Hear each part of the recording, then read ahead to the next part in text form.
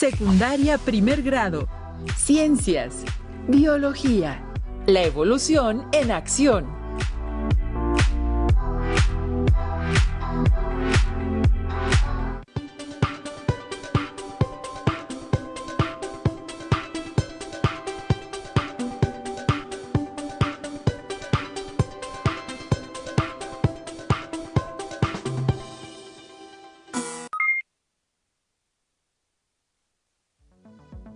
Bienvenidos jóvenes alumnas y alumnos de primer grado de secundaria a esta nueva sesión de Ciencias Biología.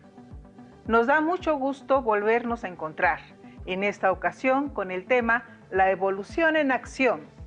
Estaremos con ustedes la profesora Ana Gabriela Martínez y la profesora María de los Ángeles Monroy. Hoy finalizaremos el aprendizaje esperado. Reconoce que el conocimiento de los seres vivos se actualiza con base en las explicaciones de Darwin acerca del cambio de los seres vivos en el tiempo.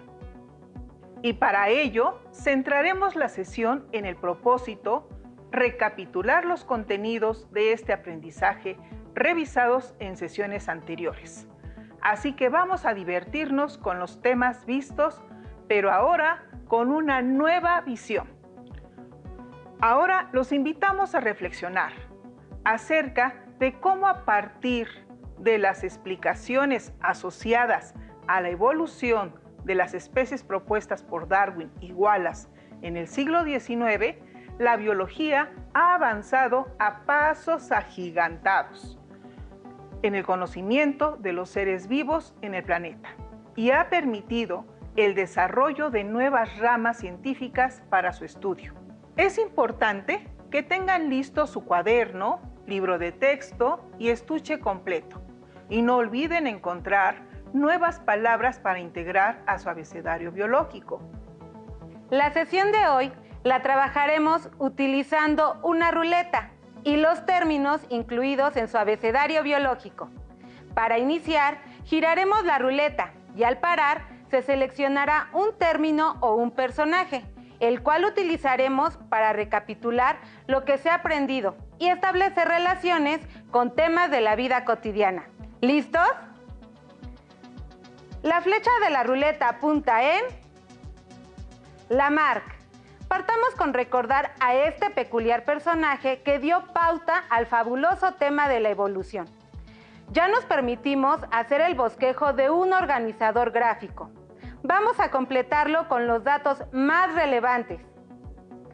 Lamarck formuló la primera teoría de la evolución.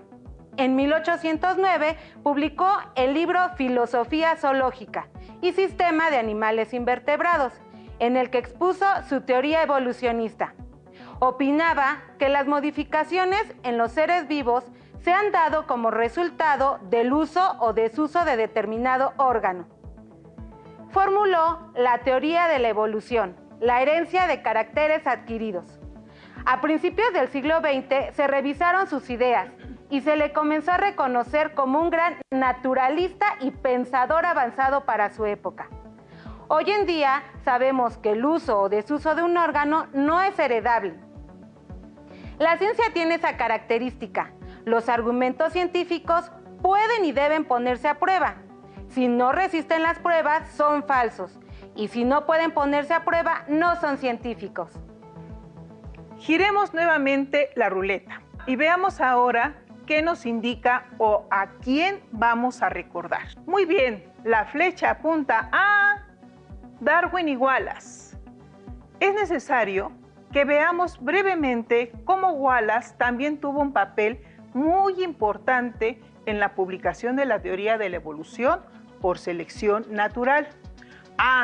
Pero atención, no fueron los únicos que contribuyeron a la construcción de esta teoría. Los invitamos a leer más sobre ellos y quiénes más participaron. Por lo pronto, recordemos las hazañas de Darwin. Realizó un viaje como naturalista alrededor del mundo en el barco llamado Beagle. Realizó una expedición en el archipiélago de Galápagos, que fue todo un laboratorio para sus observaciones que sirvieron como base de su teoría. En 1859 publicó su libro titulado El origen de las especies, donde expuso su trabajo.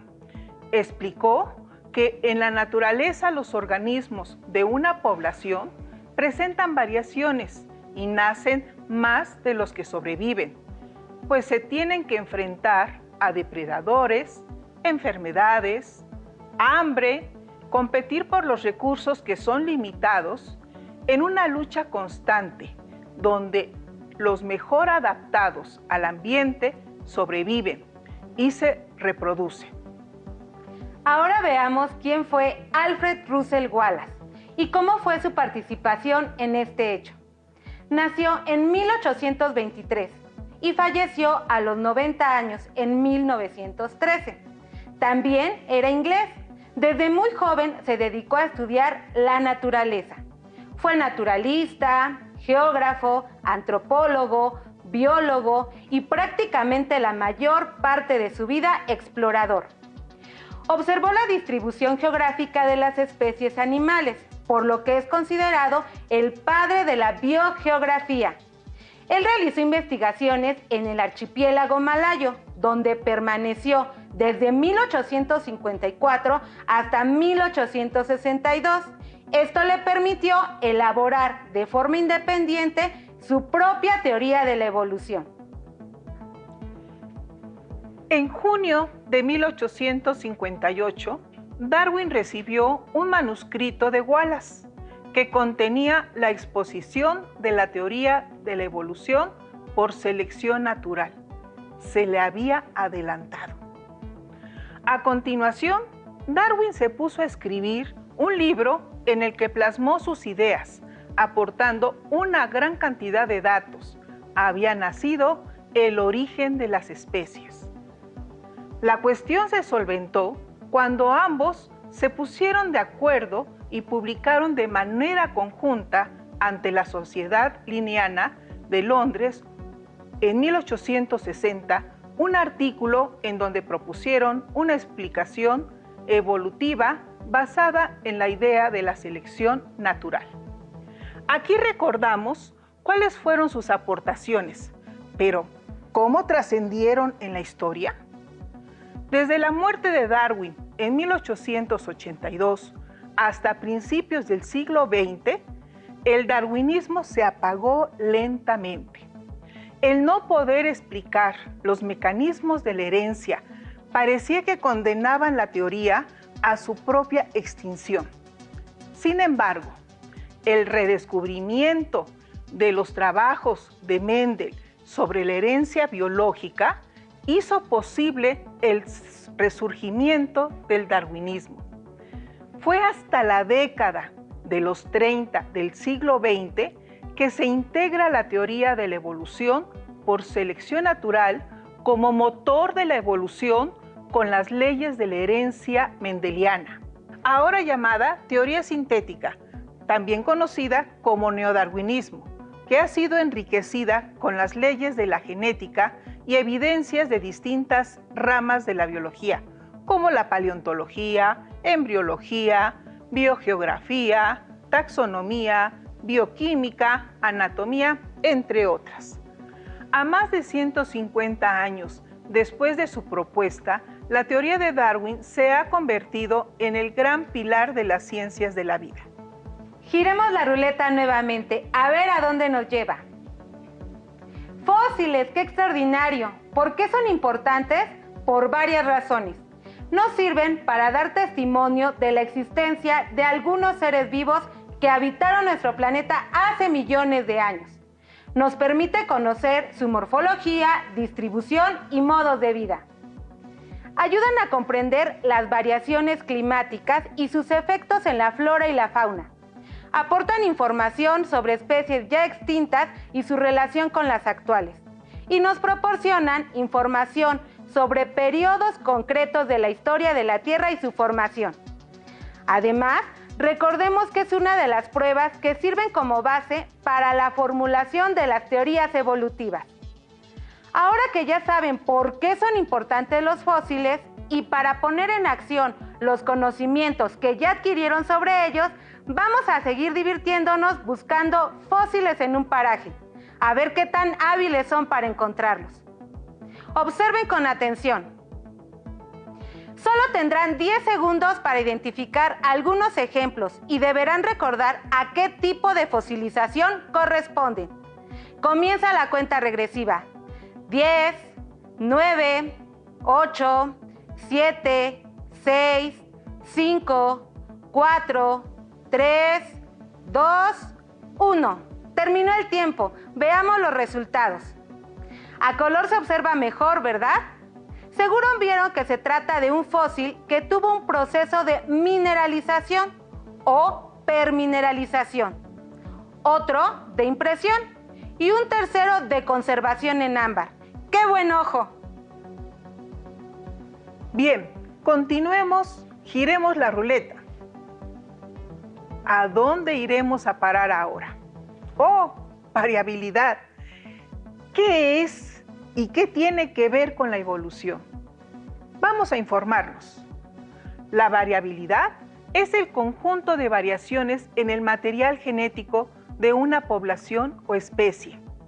¿Se acuerdan que Darwin nos decía que los individuos presentan variaciones o diferencias, pues están muy relacionados? En una población, por ejemplo, la de la especie humana, fácilmente podemos detectar nuestras variaciones en estatura, color de cabello, estructura ósea y demás. Sin embargo, todos nos parecemos, pues pertenecemos a la misma especie. De manera que los individuos de la misma especie nunca son idénticos entre sí, porque entre ellos hay variabilidad biológica, que es producto de la modificación genética, por lo que incluso dos hermanos son diferentes. Veamos un ejemplo. En la boca hay unas estructuras que la mayoría de los humanos padecemos por ellas. ¿Cuáles son? Las muelas. ¿Las muelas? Las muelas del juicio. Actualmente, en la especie humana, las muelas de juicio son un enigma. Existen personas que nacen sin ellas y hay personas que cuentan con ellas, aunque pueden no salir. Los paleontólogos han estudiado por décadas fósiles dentarios para interpretar los datos que nos puedan dar información de nuestros ancestros y línea evolutiva. Actualmente, la hipótesis más aceptada dice que existía una gran variabilidad en la forma en que evolucionaron los dientes, incluyendo las muelas del juicio, en nuestros ancestros. Sin embargo, existe otra hipótesis de la que recién se están obteniendo resultados, en donde se ven diferencias entre los Australopithecus y especies de nuestro género Homo. Los estudios confirman que los molares, incluidas las muelas de juicio, proporcionan información que hacen que se pueda predecir el tamaño de dichos dientes por la denominada cascada inhibitoria, que dice que el tamaño de un diente afecta las dimensiones del que le sigue y parece que hay un cambio específico en los dientes cerca del origen de la especie del género Homo, que probablemente se relacione con los cambios en la dieta blanda que tiene desde que cocina sus alimentos. El volumen y tamaño de estos dientes ha disminuido considerablemente desde los Australopithecus hasta el Homo sapiens actual. Como pueden observar en la imagen, la mandíbula es cada vez menos prominente. Parece que es la falta de espacio la fuente de los problemas que pueden ocasionar los terceros molares. Entre los más frecuentes están las infecciones, caries, abscesos o posición incorrecta que daña al diente contiguo.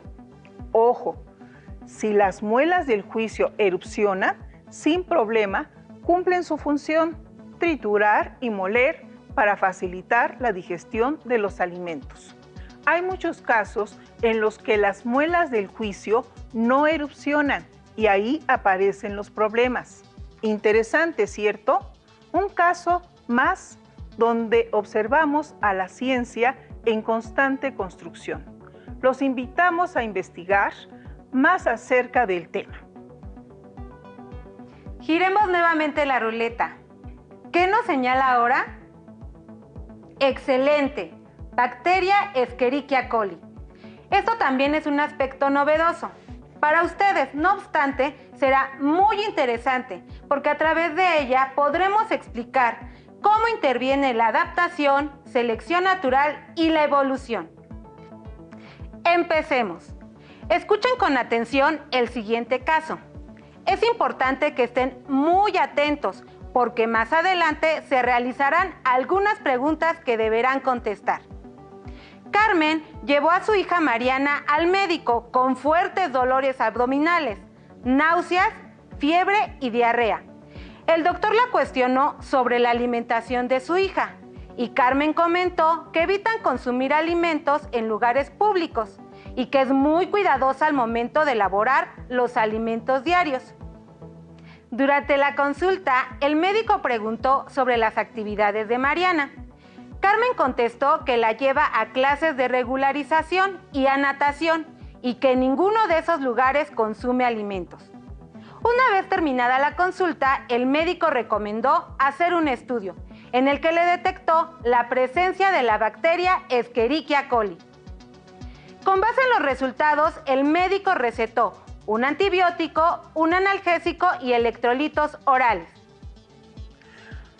Ahora yo les hablaré de la bacteria que le detectaron a Mariana. ¿Recuerdan los superpinzones y las supertortugas? Pues aquí les presentamos a la superbacteria Escherichia coli. Más en confianza, la E. coli. Es una bacteria que habita en el intestino de la mayoría de los mamíferos sanos, entre ellos nosotros, los seres humanos. Forman parte de los microorganismos que habitan en nuestros intestinos y nos ayudan en la absorción de nutrientes. Existen varias cepas o colonias de bacterias y gran parte de ellas son inofensivas. Inclusive, la mayoría de las personas que contraen una infección por E. coli no desarrollan problemas graves y se recuperan por sí solas, sin necesidad de tratamientos. Entonces, ¿por qué preocuparnos por ella?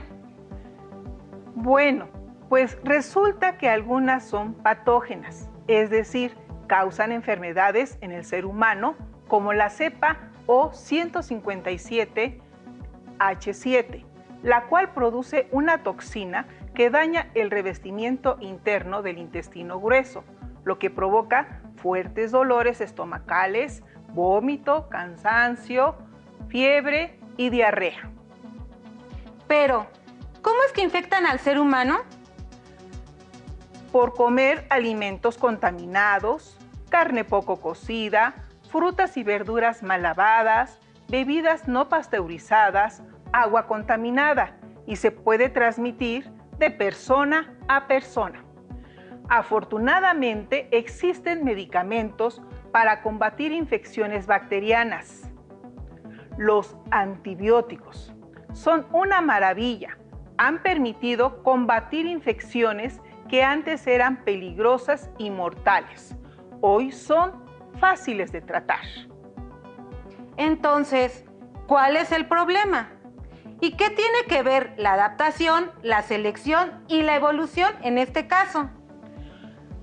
El problema surge porque cada día las bacterias que causan infecciones toman terreno frente a los antibióticos y estos se vuelven menos eficaces o inútiles. ¿Por qué sucede esto? Por el proceso de evolución al que están sometidas las bacterias. Les explico. Las bacterias se han adaptado a la intervención de los antibióticos y predominan las que tienen resistencia. El proceso de desarrollo de la resistencia a los antibióticos es un proceso evolutivo normal de los microorganismos, pero se acelera con la intervención del ser humano. Al existir un uso inapropiado de ellos, es decir, cuando una persona que tiene infección por alguna bacteria interrumpe el tratamiento al sentirse bien o no toma la dosis recetada.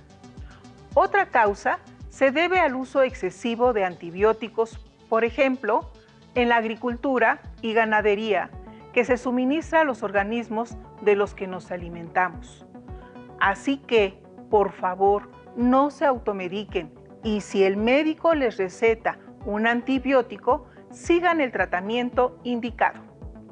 La acción antibiótica es una presión ambiental que genera en las bacterias mutaciones al azar y serán ventajosas para aquellas que a pesar de su acción logren sobrevivir, reproducirse, heredando este rasgo.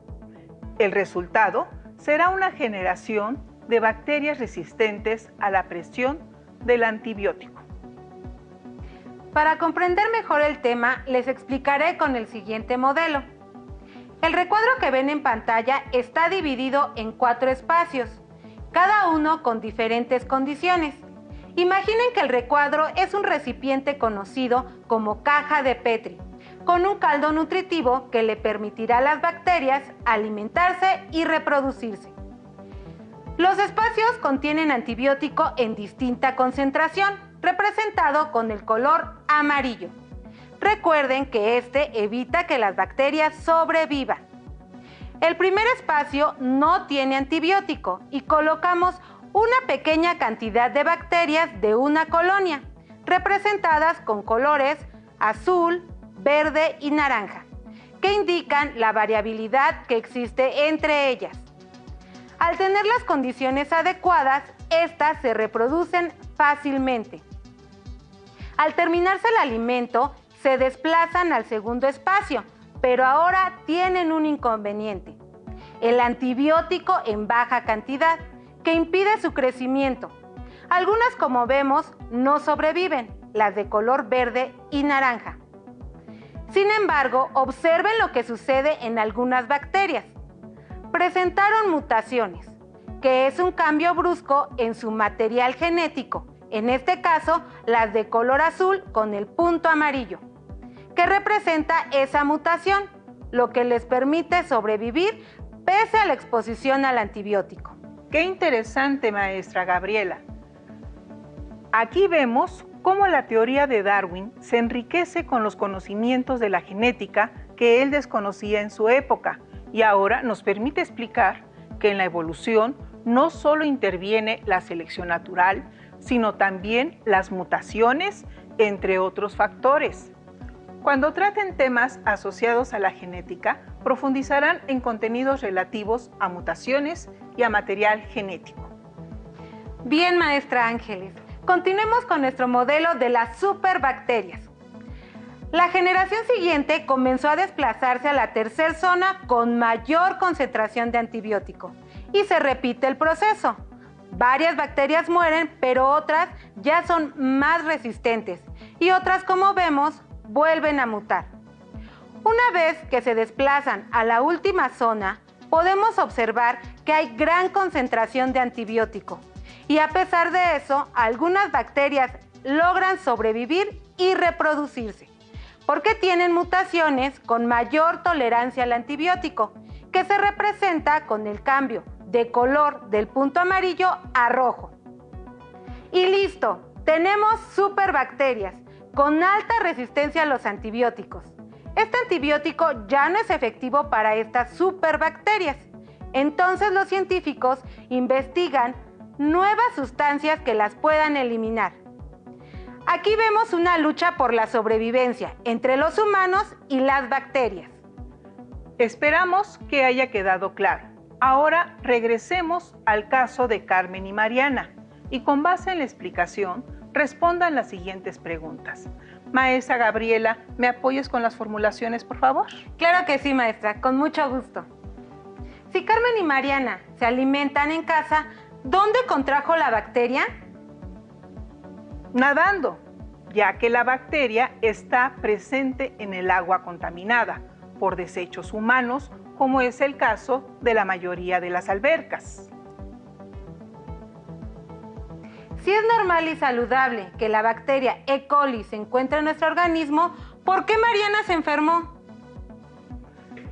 Porque algunas colonias de la bacteria Escherichia coli mutan y se vuelven patógenas, generando infecciones en el ser humano. ¿Por qué algunos antibióticos no son eficaces contra algunas bacterias? Porque las bacterias, en este caso la E. coli, crean resistencia a los antibióticos derivado de un proceso de evolución. ¿Qué debe hacer Mariana para evitar contagiarse nuevamente? Verificar que las albergas que se visiten tengan las medidas sanitarias adecuadas. Lavarse las manos antes de comer y después de ir al baño. Evitar comer en lugares donde se dude de la limpieza en el tratamiento de los alimentos. Consumir agua potable y evitar el consumo de carne cruda o poco cocida. Prosigamos con nuestro tema. A girar ruleta. Alto. Quedó en selección artificial. Ese también es un término nuevo, ¿verdad? Sí, y lo pueden agregar a su abecedario biológico. La selección artificial se denomina así porque no se da de manera natural en el ambiente, sino que interviene el ser humano. Es un método donde el ser humano, de acuerdo con sus necesidades, elige las características que desee de algunos organismos. Les hablaremos de un ejemplo de selección artificial muy común, la domesticación del perro. Se cree que el perro fue el primer animal en ser domesticado. Se ha investigado sobre su origen y parece tener un antepasado común en el pequeño lobo del sudeste asiático. Para que la domesticación fuese posible, el hombre se encargó de seleccionar aquellos lobos que fueron sumisos ante él, y así sucesivamente con sus crías, hasta llegar a la gran variedad de perros de la actualidad. El perro actual conserva algunas características de sus parientes, como defender su territorio marcando algunos sitios o enterrando alimentos u objetos, ya que ellos entierran a sus presas muertas para asegurar su alimento. Todas las razas de perros, a pesar de la variedad, pertenecen a la misma especie, Canis familiaris. ¿Han escuchado que el mejor amigo del hombre es el perro? Seguramente debe ser así, porque son utilizados con diferentes fines. Cuidan rebaños, ayudan en la cacería, cuidan viviendas, realizan tareas de rescate, apoyan a personas con debilidad visual y dan compañía, entre otros aspectos. ¿Tienen alguno en casa? Algunos rasgos que el ser humano ha utilizado a favor con respecto al perro son: visión. Son sensibles a objetos en movimiento y tienen excelente visión nocturna. Por ello, algunas personas los utilizan para cazar. Oído. Tienen un grado de movilidad de las orejas que les permite determinar rápidamente el origen de un sonido. Los detectan a una distancia 4 veces mayor que nosotros. Tienen colmillos para desgarrar carne cruda. Por esta característica, son utilizados para la caza. Olfato. Su percepción de los olores es excelente, pues el cerebro canino es dominado por la corteza olfativa. De ahí que sean utilizados para buscar personas. ¡Qué interesante!, ¿verdad? El ser humano y el perro, sin duda alguna, guardan una estrecha relación. Pero el humano también ha intervenido en la selección artificial de otros organismos, como por ejemplo las frutas, verduras, cereales y otros animales. Ahora, con respecto al tema adaptarse para sobrevivir, recordemos la importancia de los tipos de adaptaciones en la evolución con la participación del doctor Ricardo Noguera Solano, profesor de evolución en la Facultad de Ciencias. Resumiendo, todas las características adaptativas, morfológicas, fisiológicas y conductuales son resultado del proceso evolutivo. En la siguiente diapositiva puedes ver ejemplos concretos de cada una de ellas. La flechita señala las espinas de las cactáceas, que en la mayoría les sirven como defensa ante los depredadores. Ahí también puedes ver otra característica adaptativa de las plantas, la cutícula gruesa, que le permite soportar o vivir en un ambiente donde el agua escasea. Las características fisiológicas, la flechita señala la fotosíntesis, que es un proceso fisiológico de las plantas, que la función que desarrolla la fotosíntesis es captar la luz luminosa del sol, transformarla en energía química y esta energía química a su vez transformarse en carbohidratos. Los carbohidratos son los elementos básicos que nos dan energía, que mantienen el movimiento de la vida. En la siguiente flechita señala la conducta, que es una característica adaptativa generalmente en animales, que les permite vivir cohesionados, vivir en sociedad para protegerse, para conseguir alimento, para cuidar a las crías, etc. Resumiendo, esas tres características adaptativas, morfológicas, fisiológicas y conductuales, son resultado del proceso de la evolución. Para que recuerden, anoten los tipos de adaptaciones y mencionen cuál es el papel de las adaptaciones en la evolución. Verifiquemos. Seguramente anotaron adaptaciones morfológicas, fisiológicas y conductuales y su importancia en la evolución. Ya les sugerimos el concepto de selección artificial para integrar a su abecedario biológico y si gustan pueden agregar otros. Para finalizar, escuchemos al especialista Ricardo Noguera Solano, que nos dará una recapitulación del aprendizaje estudiado el día de hoy. Veremos cómo ocurre exactamente ese fenómeno en la naturaleza. Primero, tenemos que reconocer estos dos hechos: crecimiento exponencial de las especies, de las poblaciones y limitación de los recursos. Te explico. El crecimiento exponencial de las especies se refiere a que todas las especies en general dejan mucha descendencia. Siempre se están reproduciendo, siempre están naciendo individuos. Y si un solo individuo de cualquier especie que habita el planeta se reprodujera sin que muriera ninguno de esos individuos, en 500 años el planeta estaría poblado por completo por esa especie. El segundo elemento es que los recursos son limitados. El área de espacio donde viven, los nutrientes, los alimentos, etcétera, siempre son limitados. En el siguiente momento, en el proceso evolutivo, interviene la variación o las diferencias individuales. Es un hecho que todos somos diferentes. Tú eres diferente a tus papás son diferentes a tus abuelos, y así puedes ver en cualquier especie que no hay dos individuos iguales. Esas diferencias nos permiten sobrevivir o reproducirnos en determinados momentos del proceso evolutivo. Ya mencionamos que hay limitantes en los recursos. Cuando eso ocurre, se da otro evento importante que es la competencia. Algunos organismos, debido a sus características, sobrevivirán, otros no podrán hacerlo.